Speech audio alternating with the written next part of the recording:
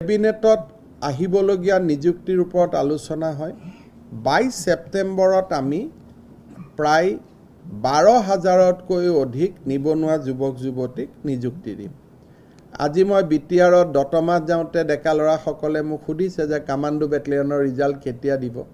So 15-16 তাৰিখৰ পৰা ৰিজাল্টবিলাক দিয়া আৰম্ভ হ'ব আৰু 22 তাৰিখে আমি আৰু 12,000 অলপ বাঢ়িব 12,000 নতুন যুৱক যুৱতীক আমি নিযুক্তি দিম আৰু এইবিলাক 100% গভৰ্ণমেণ্ট জব।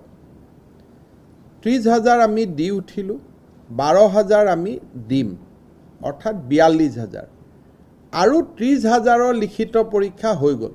যিটো পৰীক্ষা চলি আছে তাৰ ৰিজাল্টটো দিব। গতিকে 1 লাখ নিযুক্তিৰ দ্ৰুত গতিত আমি আগবাঢ়ি আছোঁ। 23 তাৰিখে 22ত আমাৰ 12,000 চৰকাৰী নিযুক্তি হ'ব। 23 তাৰিখে 4,500 জলমিত্ৰক আমি নিযুক্তি দিম। কিন্তু এই জলমিত্ৰসকলক আমি 1 লাখ নিযুক্তিত ৰখা নাই, কাৰণ তেওঁলোকে ভলেণ্টিয়াৰী কাম কৰিব, 6,000 টকা মাহত দৰমহা পাব। তেওঁলোকক কিন্তু আমি 1 লাখ নিযুক্তিটোত ৰখা নাই, এইটো 1 লাখ প্লাছ, কাৰণ তেওঁলোকক আমি সম্পূৰ্ণ নিযুক্তি বুলি ক'ব নোৱাৰোঁ। গতিকে 12,000 23 তাৰিখে নিযুক্তি হ'ব। 22ত 23ত 4,500 জলমিত্ৰৰ নিযুক্তি হ'ব। কিন্তু মই আকৌ কৈছোঁ যে জলমিত্ৰসকলক আমি 1 লাখৰ ভিতৰত ৰখা নাই, 12,000টো 1 লাখৰ ভিতৰত হ'ব।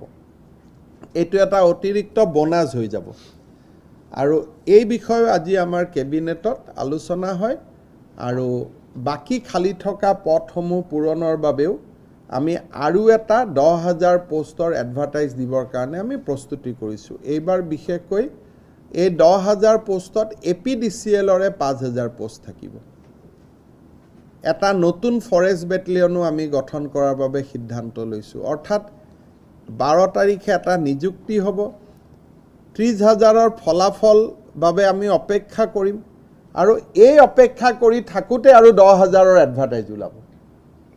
এই পৰিকল্পনাটো আজি কেবিনেটত আলোচনা কৰা হয়, যাতে আমি 1 লাখ নিযুক্তিৰ দিশত আগুৱাব পাৰোঁ।